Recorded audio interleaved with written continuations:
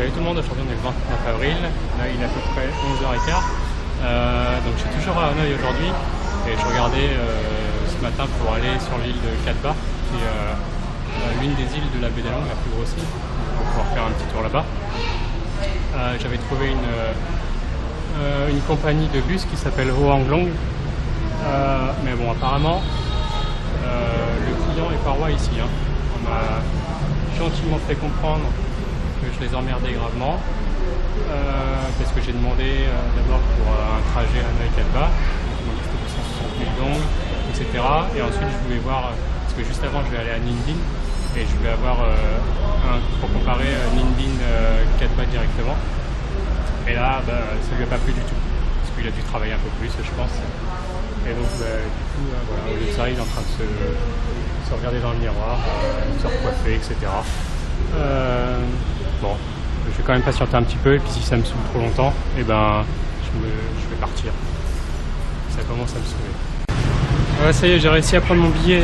Là il est midi moins le quart. J'ai réussi à prendre mon billet donc pour aller jusqu'à l'île de Katba. Donc je pars le 3, je reviens le 5 parce que le 6 du coup j'ai mon avion. Alors je vais voir comment je vais faire là-bas. Et donc au début ça devait me coûter 520 000 dong, donc j'ai payé. Et ensuite il faut toujours vérifier les tickets, parce que sur les tickets il y a le prix. Et en fait cumulé, et ben, ça me coûtait 430 000 dong. Donc je lui ai demandé la différence et il m'a dit que c'était de sa faute. Donc il m'a remboursé de 90 000 dong. Voilà, bon c'est pas grand chose, ça fait 3 €, mais c'est toujours ça. Donc maintenant il faut quand même que je continue à trouver mon moyen de transport pour aller demain à Ninh Binh. Donc j'ai vu qu'il y avait un train pour aller là-bas. Donc je vais prendre un billet de train maintenant, il faut que j'aille à la gare. Bon, ça y est, je suis arrivé à la gare de Hanoï. Donc voilà à quoi elle ressemble. Bon, c'est très austère, hein. Et donc maintenant il ne reste plus qu'à aller chercher mon billet de train pour aller à Ninh Binh. Ouais, ça y est, du coup ça a été hyper rapide ici au moins. Donc j'ai pu prendre mes billets pour Ninh Binh. Les billets ressemblent à ça. Voilà, avec des petits QR codes sur du papier souple. Ça m'a coûté 210 000 dong l'aller-retour. Donc ça fait un peu plus de 7 €, un truc comme ça. 7,50 € on va dire. Voilà. Donc demain départ 9 h. Donc maintenant on va continuer, on va commencer le programme de la journée. Il est 12h25. Et donc on va aller au musée de la littérature que j'ai pas pu voir hier parce qu'il était fermé. Bon, ça doit être la fin de l'école aussi parce que il y a beaucoup d'étudiants en costume, en tenue de cérémonie, avec leur chapeau comme à l'américaine. Voilà. J'en ai croisé quelques-uns aussi dans la rue. Voilà, ouais, je pense que c'est ça. Voilà, donc là on est arrivé à l'entrée du musée. Donc maintenant on n'a plus qu'à faire la queue pour avoir un billet. Et puis ensuite pouvoir rentrer pour le visiter.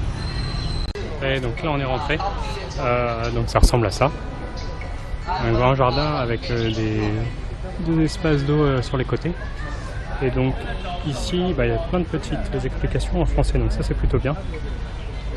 Et donc ce complexe contient 5 cours murées et ça fait 54 000 mètres carrés à peu près.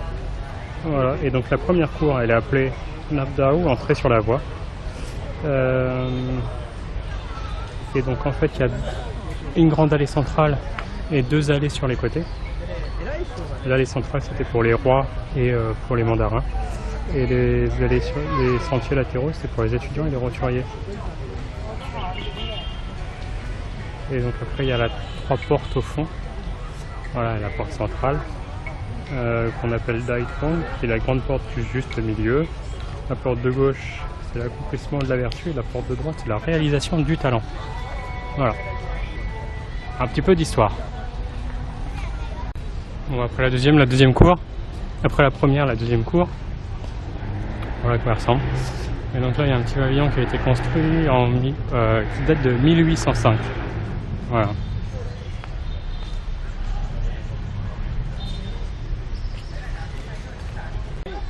En troisième cour, avec un immense plan d'eau, donc qui s'appelle le puits de la cour céleste, de la clarté céleste, pardon. Voilà, avec plein de petits poissons là-bas où on peut donner à manger. Et sur le côté, donc, des choses qu'on va aller voir tout de suite. On va voir quelques explications. Là, il y a des gros. Donc, c'est les stèles des docteurs. Voilà. Sur des tortues, encore une fois.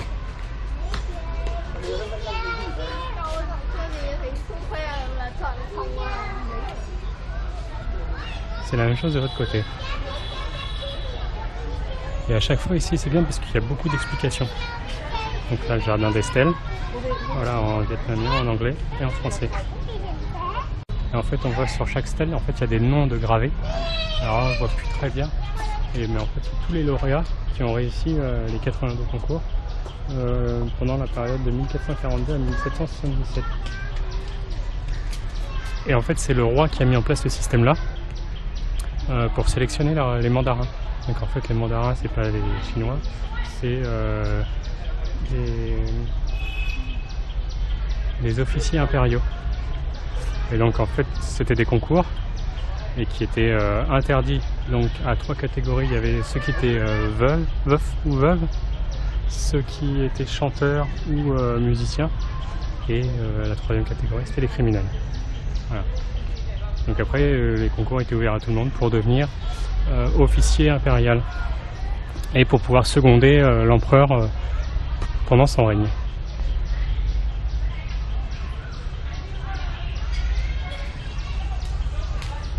Voilà, donc maintenant on va aller sur la 4e cour, en passant par la porte de la Grande Synthèse. Là aussi il y a une autre école, ils sont tous en blanc.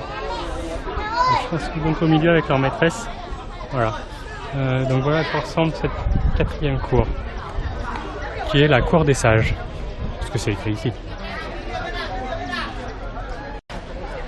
En fait c'est la même école qu'on a rencontrée à l'entrée, sauf qu'ils ont changé de vêtements. Voilà, un petit aparté. Donc là on va aller voir le temple qui est dédié à Confucius. Voilà, bien sûr tout le monde connaît qui est Confucius. Donc, je ne vais pas me répéter là-dessus.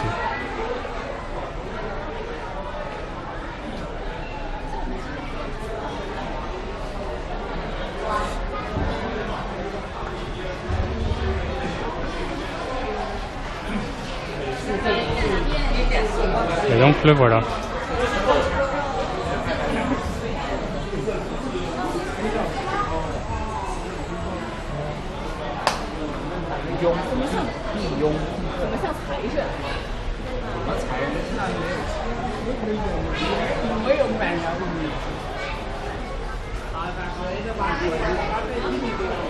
Avec une autre tortue d'or.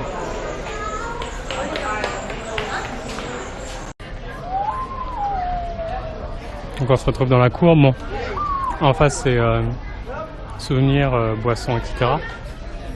Et là, je sais pas ce que c'est.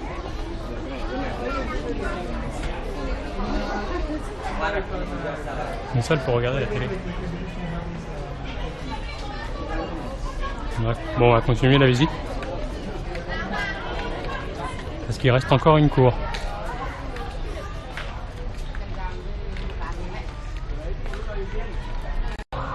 Et pour rejoindre la dernière cour, on doit passer par la porte Tai Rock.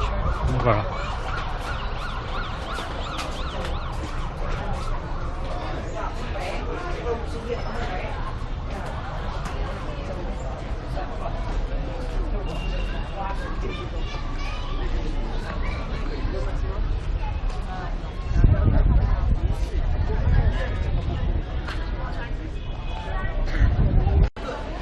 Alors nous voilà dans le bâtiment principal, donc en face de la cour. Et sur la gauche ici on a une grosse cloche. Et de l'autre côté c'est un gros tambour.